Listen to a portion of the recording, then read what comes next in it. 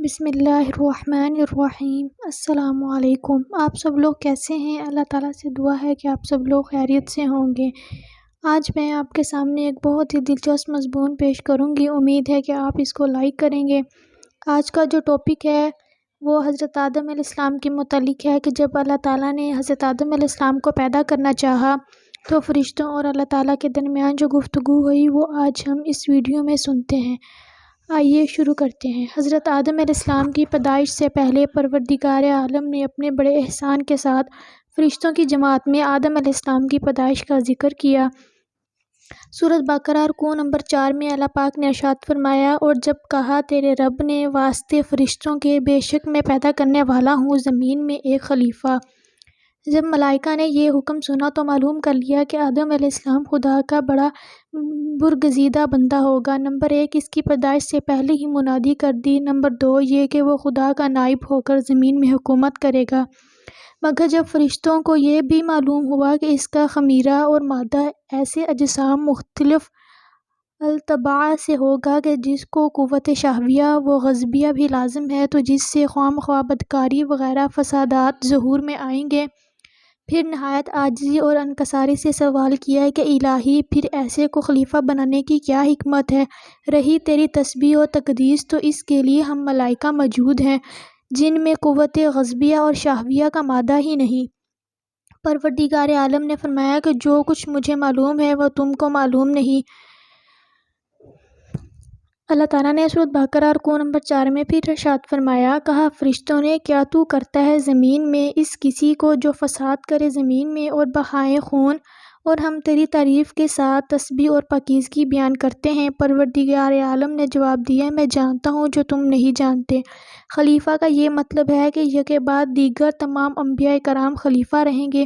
فرشتوں نے اتجعل اعتراض اور حسد کے طور پر نہ کہا تھا۔ ایک تو پہلے جنات کے حالات دیکھ کر کہا تھا جن کا ذکر عنقریب آنے والا ہے، اور لوگوں میں سب ہی تو نیک نہیں ہوتے بلکہ مساوی بھی ہوتے ہیں، اور فرشتے نوری مخلوق ہیں، ان میں حسد، بغض وغیرہ کا تو مادہ ہی نہیں، باقی ہر مخلوق خون بہانے والی اور فسادی ہوتی ہے، اس لیے فرشتوں نے اتجعل کہا تھا۔ لیکن پروردگار عالم نے فرمایا کہ باوجود فسادوں کے بھی جو مصلحتیں ہیں میں وہ جانتا ہوں جو تم نہیں جانتے، جن کا تمہیں علم نہیں ہے، اور ان میں انبیاء اور صدیقین اور شہداء، عابد، زہد اور اولیاء، نیکوکار، ابرار اور مقرب بارگاہ الہی ہوں گے، اور علماء صالحہ، متقی، پرہیزگار بھی ہوں گے۔ حضرت ابن عباس رضی اللہ عنہ فرماتے ہیں کہ پہلے زمین پر جنات کئی ہزار سال پہلے حکومت کرتے تھے، سب زمین پر قابض تھے، حیوانات نباتات سے نفع اٹھاتے اور آسمان پر آتے جاتے تھے۔ پھر جنوں نے فساد مچایا، خون ریزی شروع کی، پھر پروردگار عالم نے آسمان دنیا فرشتوں کو حکم دیا کہ جنوں کو زمین سے دور کرو تاکہ ان کی آلودگی سے زمین پاک ہو جائے۔ پھر فرشتوں نے خدا کے حکم کے موافق جنوں کو مار مار کر پہاڑوں اور جنگلوں اور جزیروں میں پہنچا دیا۔ ابلیس لعین بھی انہی میں سے تھا، اس کا نام عزازیل تھا، اور علم اور عبادت کے سبب سے جنوں سے ممتاز اور الگ تھا، اور فرشتوں میں رہتا تھا، اور وہ بھی فرشتوں کے ہمراہ آسمان پر گیا اور عذر بنایا کہ میں اور میری اولاد ان فسادوں میں شریک نہ تھے۔ اللہ تعالیٰ نے اس کو فرشتوں کی سفارش کے سبب سے مارنے اور نکالنے سے محفوظ رکھا۔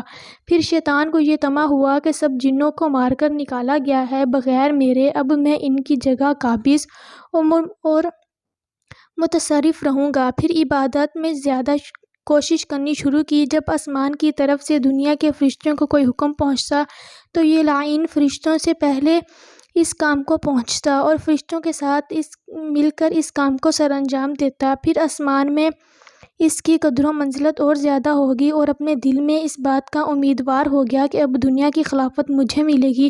جب خدا کا حکم فرشتوں کو پہنچا کہ انی جاعل فی الارض خلیفہ، اس وقت شیطان نے جانا کہ یہ قدر و منزلت خدا مجھے نہ دے گا، سب بندگی اور عبادت ریاکاری کی تھی، اس لیے اس کے دل میں حسد جوش کر گیا۔